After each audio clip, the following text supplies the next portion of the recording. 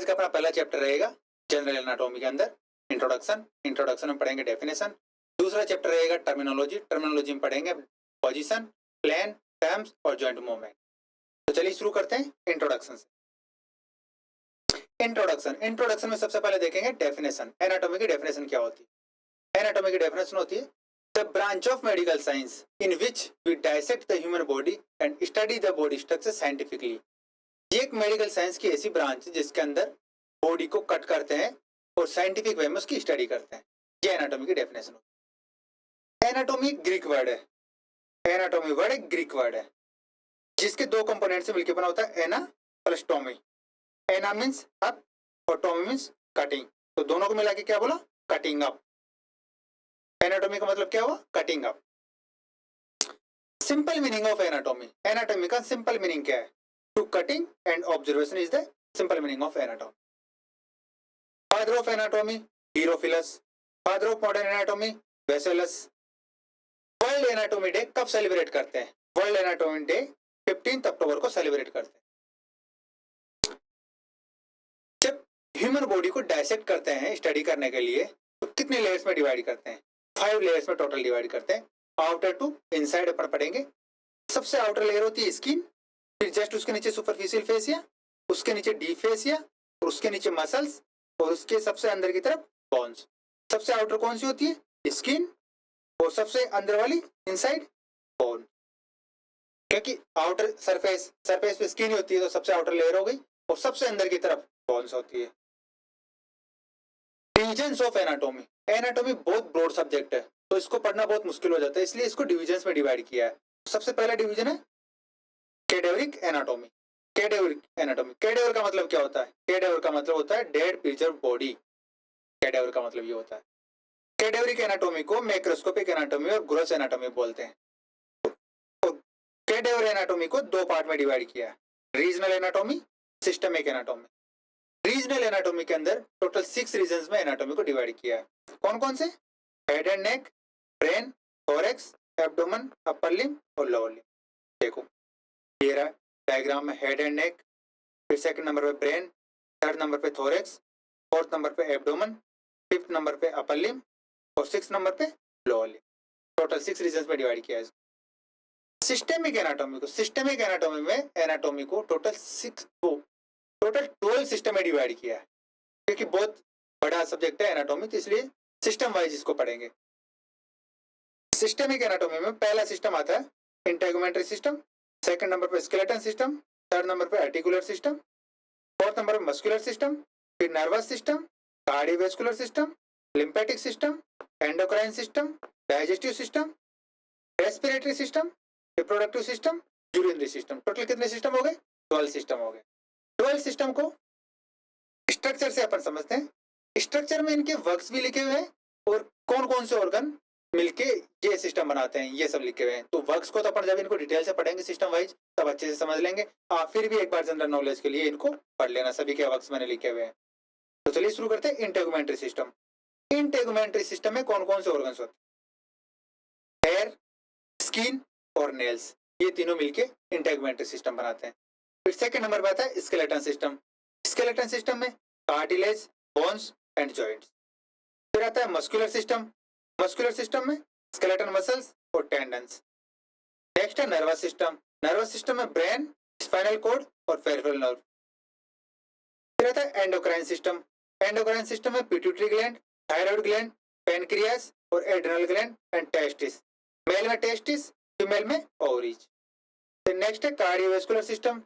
इसके अंदर है हार्ट और ब्लड वेसल्स। नेक्स्ट है लिम्फेटिक सिस्टम। लिम्फेटिक सिस्टम में थाइमस, थाइमस ग्लैंड जो होती है, लिम्फ नोड, स्प्लीन और लिम्फेटिक वेसल्स। फिर इसके बाद में नेक्स्ट आता है रेस्पिरेटरी सिस्टम। रेस्पिरेटरी सिस्टम में क्या आता है?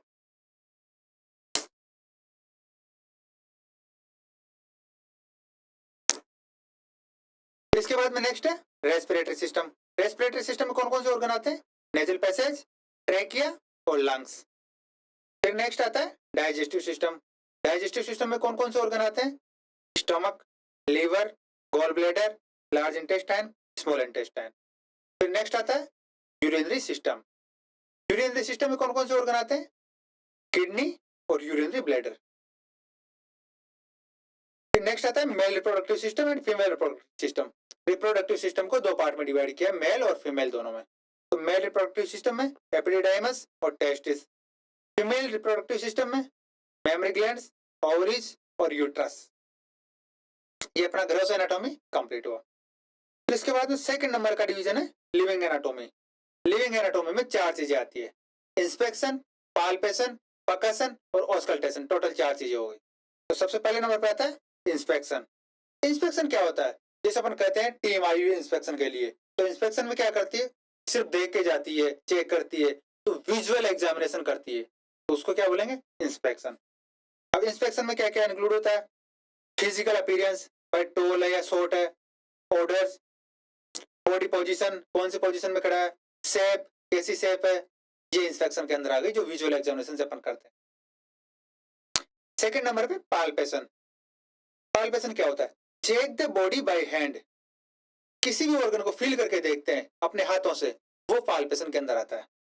जैसे अपन आर्टरी, टीबियल आर्टरी को पाल्पेट कर रहा है, देखो ये टीबियल आर्टरी, इसको पाल्पेट कर रहा है। ये डोर्सल पेडिस आर्टरी है, इसको पाल्पेशन। पल्स चेक करते हैं अपन, तो चेक ही तो करते हैं ना, हाथ लगा के चेक करते हैं, तो वो आ गई पाल्पेशन के अंदर। फिर थर्ड नंबर पे आता है परकशन। परकशन में क्या होता है? Tapping on surface like chest और abdomen to create sound. Abdomen में, चेस्ट में, पीछे की तरफ जो विसरल ऑर्गन होते हैं, उनमें अपन टेप करके देखते हैं कि फ्लूइड फिल्ड है या नहीं है। जैसे ये देखो, ये चेक कर रहे हैं, लंग्स को चेक कर रहे हैं ये। फिर नेक्स्ट आता है ऑस्कल्टेशन। ऑस्कल्टेशन में क्या आता है? सुनना, लंग साउंड सुनना, हेड साउंड सुनना, एब्डोमिनल साउंड सुनना। Listen to internal sounds of body by stethoscope. Stethoscope से बॉडी के अंदर के साउंड को सुनना ही ऑस्कल्टेशन कहलाता है। जैसे हेड साउंड, लंग साउंड और एब्डोमिनल साउंड।